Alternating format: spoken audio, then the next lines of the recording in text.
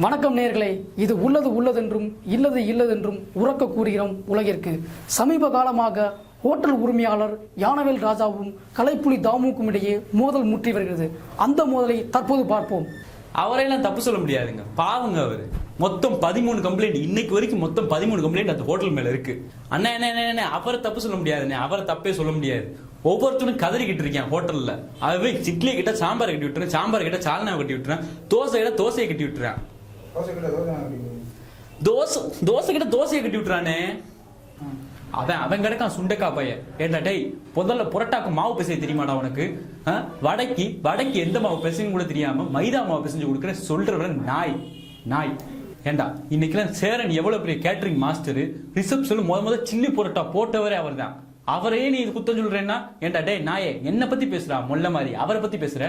அண்ணே நல்லா கேட்டுக்குங்க, இன்னைக்கு நிலைமையில ஒரு கோதுமை தோசை கூட அந்த அளவு சொல்ல முடியாது, அவரை தப்பு சொல்ல முடியாது. அதான் அண்ணன் தாம் ஒண்ணு தப்பே சொல்ல முடியாது. இன்னைக்கு நிலைமை கோதுமை தோசை சுட தெரியலன்னா அவர் எப்படி முதலாளியா இருக்க முடியும்? ஆக நான் தான் முதலாளிங்க, இங்க நான் தான் முதலாளி. கோதுமை தோசை சுட தெரியாதா எனக்கு? பொடி சொல்றேன்டா கேட்டுக்கடா. பொடி தோசை, முட்டை தோசை, மசால் தோசை, பானிபூரி தோசை, கேரட் தோசை, இன்னைக்கு முறுக்கு தோசை சுட போறேன்டா. உனக்கு சுட தெரியுமா? அந்த கெப்பாசிட்டி உனக்கு இருக்கா? பேச வந்துட்டான். அவ்வளவு தோசை இருக்கு, சரி சுடரும்ல. அண்ணே உங்களை நான் தப்பே சொல்ல மாட்டேன், தான் ஒண்ணு நான் தப்பே சொல்ல மாட்டேன்.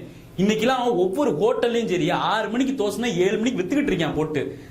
தமிழ்நாட்டுல இதை விட ஒரு விஷயம் என்னன்னா, தமிழ்நாட்டிலே கிரில்லு போட்டு விற்காத ஒரு ஹோட்டல் முதலாளினா யாரு? அதை நான் தான் ஒண்ணு வரட்டும், நாங்க வந்ததுக்கு அப்புறம் அந்த கிரில்ல நாங்க வித்து தரேன், சரிங்களே? ஏண்டா ஆமா இருக்கிற சூர்யா குடும்பத்துக்குள்ள நுழைஞ்சிட்டேடா. நல்ல குடும்பம்டா அது. கேட்டரிங் ஃபங்க்ஷன் சொல்லிட்டு கெடுத்துட்டேடா ப்ரோக்ராமே. இன்னைக்கு ஜோதியாக்கு தோசை சுடுற அளவுக்கு வச்சுக்கிட்டேடா நாய்.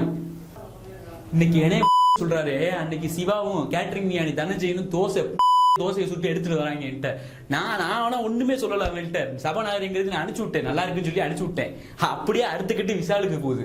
விசால் என்ன சொல்லியிருக்காரு, தோசையை சுட்டு எடுத்துருந்தீங்களா, நீங்க எல்லாம் சோத்துட்டீங்களா கேட்டாரு.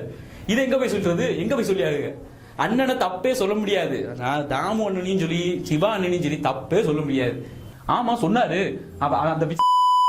அவன் ஒரு நாய். அவன் தோசை சபநாகரியம் இல்லாம தோசை, அவன் தோசையை சுட்டுருக்கீங்களா? அவன் தோசையை சாப்பிட்டுருக்கீங்களா? நீங்க நான் சாப்பிட்டுருக்கேன்.